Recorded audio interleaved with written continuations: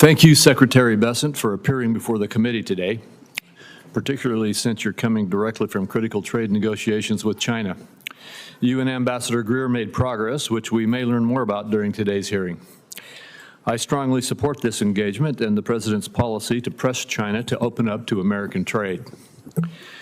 Nevertheless, the primary purpose for today's hearing is to discuss equally two critical issues: the President's budget for fiscal year 2026, as well as ongoing tax reform efforts. The President's budget and economic agenda aim to put our country back on track by cutting wasteful government spending and unleashing economic growth, simultaneously boosting jobs, wages, and government revenue. The administration has made significant progress in reducing spending by streamlining processes and improving efficiencies across agencies, including the Internal Revenue Service. While some warned fiscal prudence at the IRS would harm tax collection, the opposite has proven true. Individual income and payroll tax receipts came in $120 billion higher this year, in line with Congressional Budget Office projections. These numbers are further evidence that Washington does not have a revenue problem, it has a spending problem.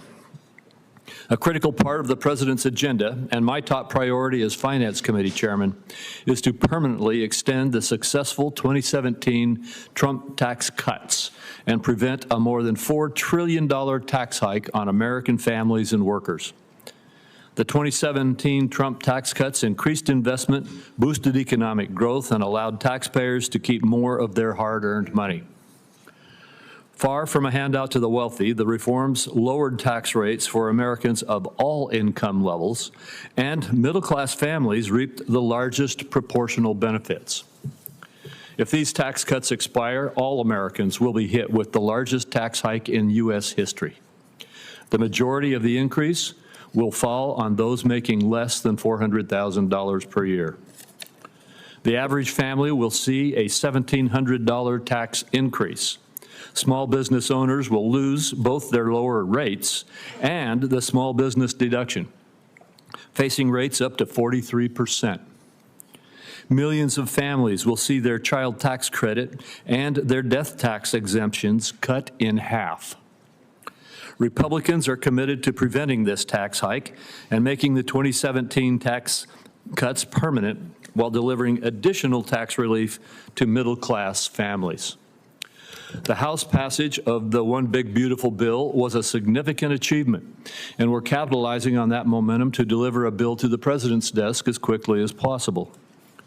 This legislation recognizes that extending proven tax reform is critical for working families. The bill also recognizes the solution to our debt crisis is not to tax Americans more. It is to spend less. Tax revenues surpassed estimates this filing season, and tax revenue as a percent of GDP has remained consistent over the last 50 years at about 17%. Simply extending current tax policy will not increase that deficit. Republicans are undertaking significant spending reductions and have targeted more than $1.5 trillion in savings, the single largest reduction in mandatory spending in history. These reforms target waste, fraud, and abuse that proliferated in our spending programs during the pandemic and under the Biden administration. I understand some of my colleagues are now raising process concerns that they did not adhere to in the American Rescue Plan Act in 2021 or the Manchin-Schumer deal that became the Inflation Reduction Act in 2022. However, Congress must act quickly to prevent an over $4 trillion tax hike on virtually all Americans, the largest in U.S. history. Moreover, Senate Republicans are committed to providing families and businesses the certainty they need to invest and plan for the future, as well as to provide additional middle-class tax relief and take steps to lower the deficit with serious spending reforms. This is the best approach to restore economic prosperity and opportunity for all Americans. Thank you again, Secretary Bessent, for being here today, and I look forward to our discussion. Senator Wyden. Thank you.